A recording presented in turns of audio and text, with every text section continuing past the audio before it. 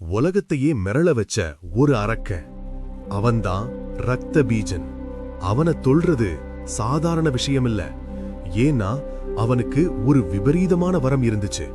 அவன் உடம்புல இருந்து ஒரு சொட்டு ரத்தம் தரையில பட்டாலும் போதும், அதுல இருந்து 100 ரத்த பீஜன்கள் உருவாகி வருவாங்க.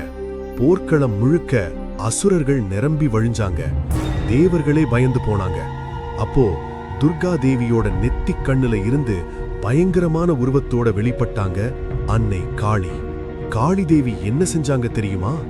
அசுரனை வெட்டும்போது பீரிட்டு வந்த ரத்தத்தை தரையில விழவிடாம தன் நாக்க விரிச்சு அப்படியே ஏந்தி குடிச்சாங்க.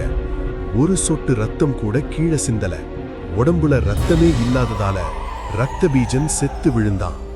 அதர்மத்தை வேரோட அழிக்க அவதாரம் எடுத்தவதான் நம்ம காளியாத்தா. அந்த வீரத்தாய வணங்குறவங்க மறக்காம ஒரு லைக் பண்ணிட்டு ஓம் காளின்னு கமெண்ட் பண்ணுங்க. பக்தி பிரவாகம் சேனலை சப்ஸ்கிரைப் பண்ணுங்க. நன்றி.